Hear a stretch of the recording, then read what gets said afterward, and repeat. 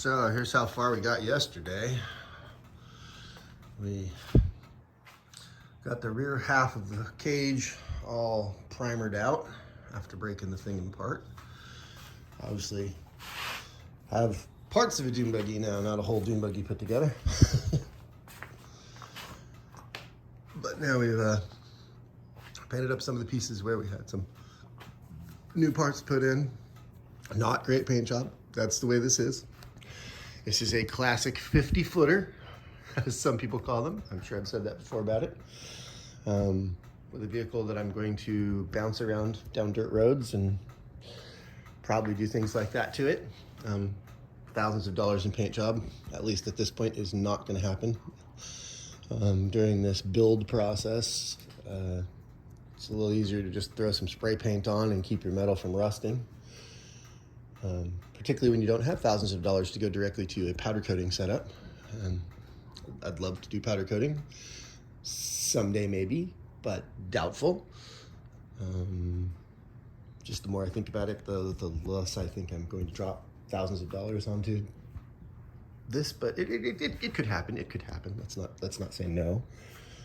But it will be a long way down the list of things to get done and make happen before I ever even consider doing that. But today I think we're gonna work on that. Here's the rear frame, all disconnected and pulled out and ready now to be scrubbed on a little bit to get some of these marks off of it and get rid of any slight surface rust that might have been started up on it. And as we did with the other part of the cage, knock off any bits of splatter and slag and whatnot from some of the welding we've done, clean that stuff up, do any little bit of weld repairs that we want to at the moment. I'm considering I missed a couple on the cage that I needed to do, so I'm gonna have to clean them up and do them, but we'll get through it. So today we'll be doing a little bit of priming paint work, maybe some color, but definitely some primer. I'm getting things in line that way. Then maybe we'll do some paint, get some color on this thing, let it dry for a day or so, come back in here and start reassembly, getting things put back together to where we were before, but now with everything painted and not rustable so much. Then from there, we'll be back at a point where we can start redoing the brake system again. But after getting started, I was thinking about moving forward on the brakes before I had it painted and everything, and just thought to myself how completely stupid that was. I just needed to get some paint on it so none of this rusts. Don't need to have done all this work of welding and whatnot and have it start getting a bunch of surface rust. It's going to make it nasty to deal with in the long run. So now we won't have that problem. So there we are. That's the plan. See how far we get today. There we have it. The cage is, well, it's orange. Yep, that's what it is. It's now all orange. Got its primer coat, now it's got its orange coat. It's Rust-Oleum. It's cheap. It's not a great paint job. It's orange. It won't rust. And when I bash it through the weeds, it will get sprayed again with a can and it will be orange. And it's good enough.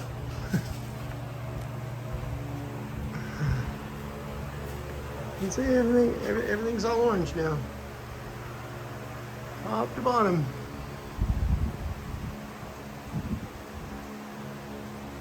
Well, now we got that big chunk of metal. Gonna get tossed up here and painted black. Tomorrow. That's a tomorrow job. For now, oh, we're orange. Just finished up doing the last bit of black spray. The classic rattle can spray can, whatever you want to call it, paint job for our lower frame. Now there we are. It's got some good primer on it, and a good coat too of some good black. Did the same thing to the piece of receiver rear end hitch, and for the exhaust we used high temp black.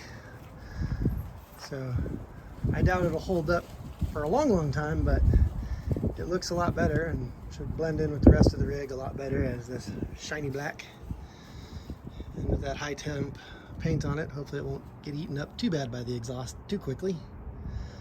But the joy, as I've said before in my videos, I'm sure, of doing a paint job this way is, you know, a $6 can of Rust-Oleum.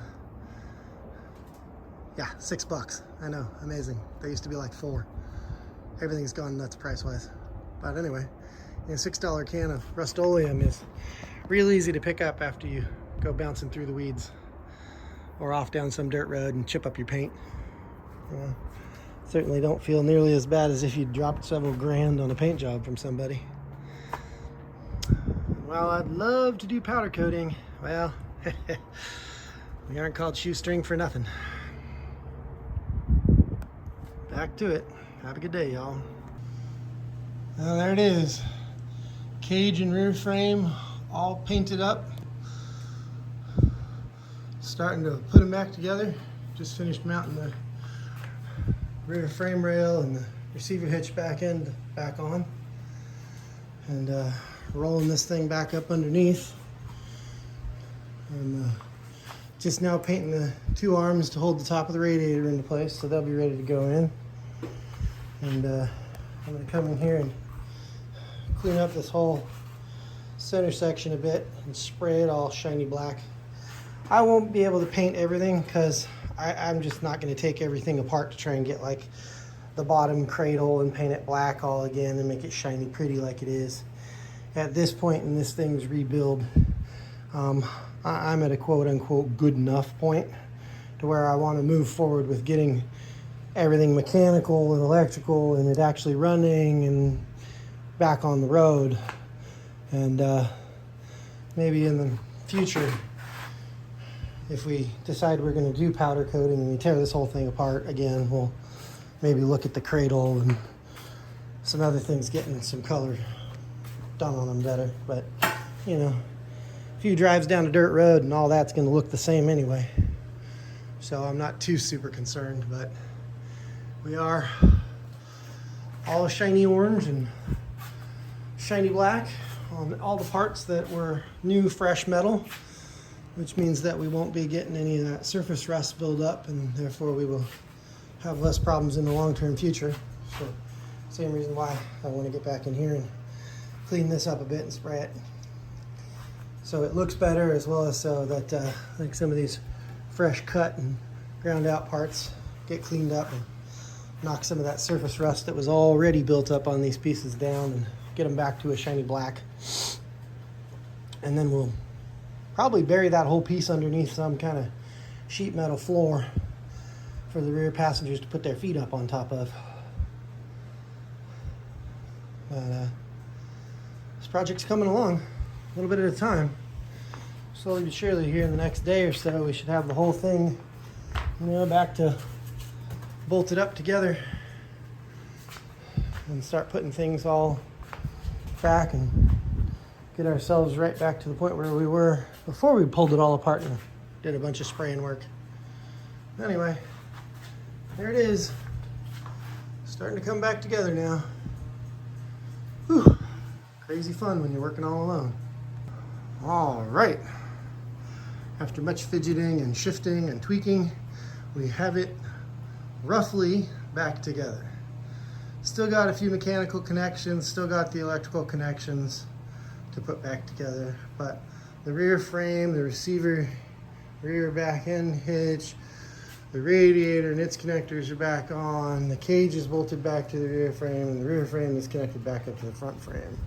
So we are essentially back together now that we've finished up all of our paint work. I think she looks pretty snazzy. Came out looking good. Pretty happy with it. So we will keep right on moving here, now that we've done so. Shouldn't take us too long to be back about where we were when we decided to rip it apart and paint the rear end. But as oddball bizarre as this thing is, it's coming together soon, and very soon, me hopes. Well, we'll see it in the future. Come along and enjoy laughing at my journey, if nothing else. Hope you're having fun watching.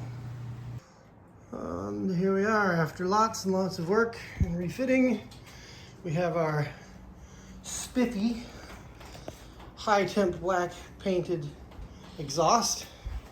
We've redone our mounting for the radiators, so they're nice and shiny and pretty. We've got all of our electrical put back together and zip tied down in place. Might have to do a little bit here with some of the grounds to make sure they're touching correctly once we get back to that point. But our ECU is back in place. Fan relay for the rear end. Our fuse box is back in. All of our wiring is now re-zip tied into place. Our shifter linkage is in and everything's working perfectly. I'm clicking right through the gears, no problem. We've got our headlight assemblies laying out here. We'll have to figure out taillight assemblies as well.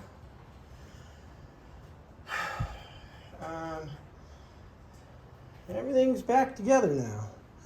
We're about to the point where once we collect up the funding, which is always the biggest problem here at Shoestring, that's the name, we'll be ready for electrical. So our next project when we get back to this fine little beastie will be to dive into that brake master cylinder, pop it out of there where we've got it fitted in, give it a quick coat of some black paint so it doesn't rust up on us, and then start running some brake lines and getting that all settled and put in place and making sure that everything's working there. Once the brake system's in, then we'll flip over and we'll be right back here in the front end again, figuring out a mounting spot for our new 10-gallon fuel cell, and then running our steel braided fuel lines all the way from here to the rear and up to stuff, hooking in our new high pressure 12 volt fuel pump and our fuel regulator that we picked up, and getting all those systems set up. And we should be ready to go over and hand this to the electrician and say, help us, because we're an idiot. And we went crazy and we got it as far as we could. And we kind of went into this knowing that this was likely to end up being the case, that I'd get it as far as I could with what limited knowledge I have, which is, well, let's be honest, not a whole lot when it comes to electrical. I can wire lights, I can wire a radio, but all this, a little above my head, way beyond my pay grade, which is nothing. So we shall see. But we are much closer. I'm much happier with how everything's settled up and looking. And we see light near the end of the tunnel. It's dim, but it's there. Well, I'll bring you back and show you more fun as we get to it. Thanks for watching once again.